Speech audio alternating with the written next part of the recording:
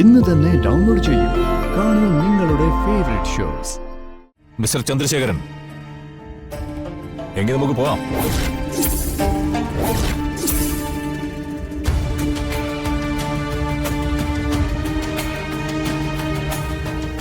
ഞാൻ നിങ്ങളെ അറസ്റ്റ് ചെയ്യാനാ വന്നത്. ചെറിയച്ഛന്റെ സംസാരത്തിൽ നിന്ന് മനസ്സിലായത് പ്രിയങ്കയുടെ കൊലപാതകത്തില് പോലീസ് ചെറിയച്ഛനെ സംശയിക്കുന്നുണ്ടെന്നാ. അത് സത്യമാണോ? വരുൺ, പ്രിയങ്കയുടെ കൊലപാതക കേസ് ചന്ദ്രശേഖരൻ നിങ്ങൾ രണ്ടുപേരെ കുടുക്കാൻ വേണ്ടി കളിച്ച കളികൾ വളരെ വ്യക്തമായി വരുണിനും അറിയാം, സൂര്യയ്ക്കും അറിയാം. അത്തരൊരു ഘട്ടത്തിൽ സ്വന്തം കുടുംബത്തിലെ ഒരു അംഗത്തിനെ ഒറ്റിക്കൊടുക്കാൻ ചന്ദ്രശേഖരൻ തയ്യാറാവണമെങ്കിൽ ആ ക്രൈമിൽ അയാൾക്ക് എന്തെങ്കിലും പങ്ക് കാണില്ലേ? ഞാനും എന്റെ ടീമും അതിന്റെ അന്വേഷണത്തിലാണ്. ആ അന്വേഷണത്തിന്റെ ഫലം ചന്ദ്രശേഖരൻ ഇപ്പോ തൊഴുകയായി കണിമംഗലത്ത് കയറി വന്നിരിക്കുന്നത്. ഇതുകൊണ്ട് അവസാനിച്ചില്ല, ബാക്കി കൂടി വരുണും രാധികയും ഒന്ന് കണ്ടു നോക്ക്. ശരി.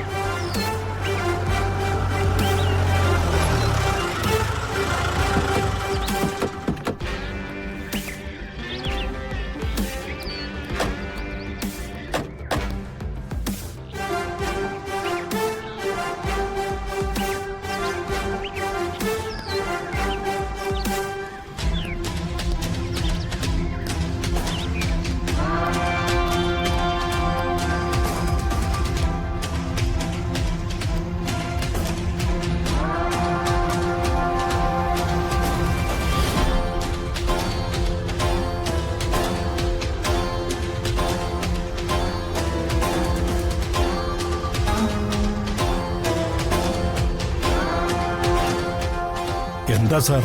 I M ACP Arjun. Priyanka കൊലപാതക കേസ് ഇപ്പൊ എന്റെ അന്വേഷണ പരിധിയില്ല.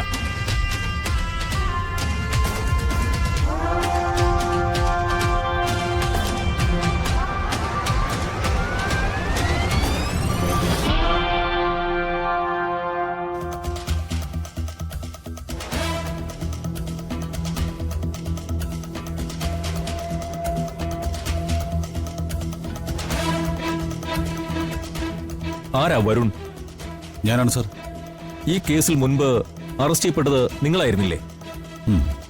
അതുകൊണ്ട് ചോദിച്ചതേ ഉള്ളൂ.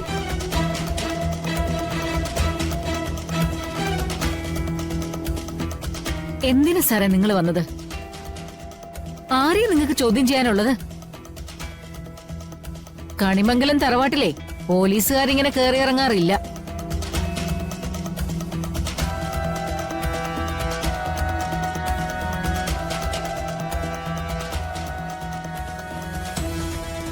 പ്രിയങ്ക എന്ന പെൺകുട്ടിയെ ആരോ ചിലർ തട്ടിക്കൊണ്ടുപോയത് ഇവിടെ നിന്നാ.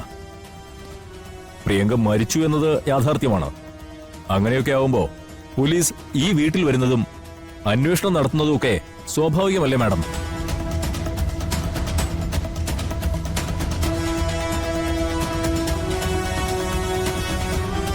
സർ, ഈ കേസിന്റെ അന്വേഷണം നല്ല രീതിയിലല്ല നടക്കുന്നതെന്ന് ഞങ്ങൾക്കറിയാം. സാറിനെ ഇപ്പൊ ഇങ്ങോട്ട് അയച്ചിരിക്കുന്നത് ആരാണെന്നും അറിയാം.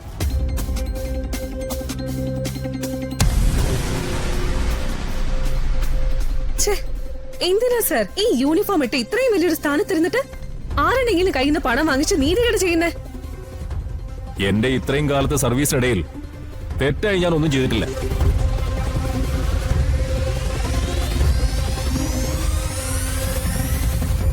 തെറ്റ് ചെയ്യാത്തതിന്റെ പേരിൽ ശത്രുക്കൾ ഒരുപാടുണ്ട്. ഞാനൊരു കേസ് അന്വേഷിക്കുമ്പോ അതിൽ ഇടപെടാൻ ഞാൻ ആരെയും അനുവദിക്കാറില്ല. അതിന് നിങ്ങൾ ശ്രമിച്ചാലോ നടക്കില്ല.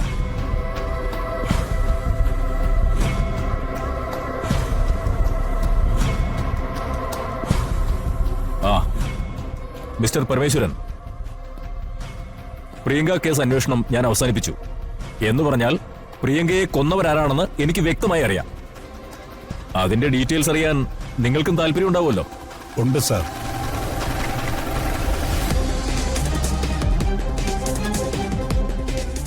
ഇത്രയും കാലത്തെ ജീവിതത്തിനിടയിൽ ഉണ്ടായ ഏറ്റവും വലിയ ഷോക്കാണ് പ്രിയങ്ക മോളുടെ മരണം. ഓക്കെ, കണിമംഗലത്ത് നിന്ന് പുറത്തു കിടക്കാൻ ആഗ്രഹിച്ച പ്രിയങ്ക ഈ വീട്ടിൽ നിന്നും തന്നെ തട്ടിക്കൊണ്ടുപോയതാണെന്ന് വരുത്തി തീർക്കാനായി കുറച്ച് ഗുണ്ടകളെ ഏർപ്പാട് ചെയ്തു.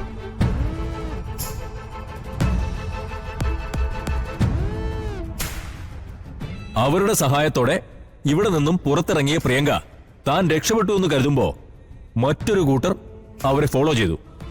അവളെ യഥാർത്ഥത്തിൽ തട്ടിക്കൊണ്ടുപോയി.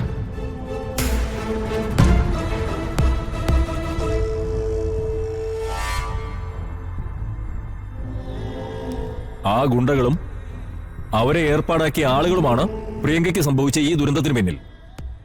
പ്രിയങ്കയെ യഥാർത്ഥത്തിൽ തട്ടിക്കൊണ്ടുപോയ ഗുണ്ടകൾ ഇപ്പോൾ പോലീസ് കസ്റ്റഡിയിലുണ്ട്. അവരെ ഏർപ്പാടാക്കിയ, അവരെ കൊണ്ട് കൊലപാതകം ചെയ്യിച്ച അയാളെയാണ് ഇനിയും പിടികിട്ടാനുള്ളത്.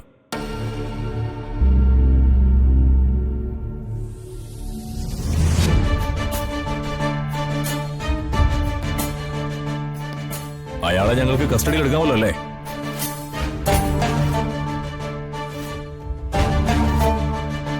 അയ്യോ, അങ്ങനെ ഒരു ക്രൂരത ആര് ചെയ്താലും അയാളെ അറസ്റ്റ് ചെയ്യണം സാറേ.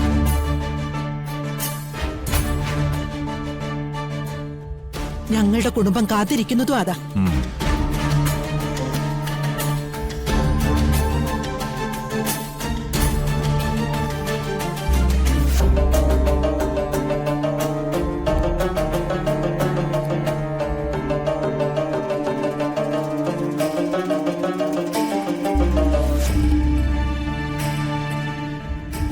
മിസ്റ്റർ ചന്ദ്രശേഖരൻ, എങ്കിൽ നമുക്ക് പോവാം.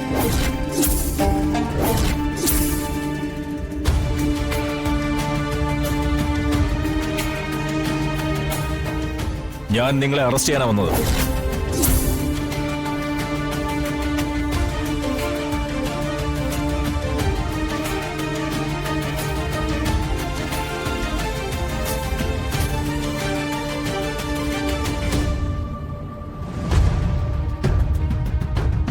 എന്നെയോ?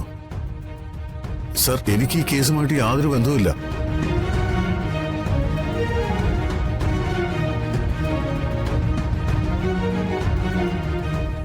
പ്രിയങ്കയെ തട്ടിക്കൊണ്ടുപോകാൻ ഞാൻ ആരെ ഏർപ്പാടാക്കിയിട്ടില്ല.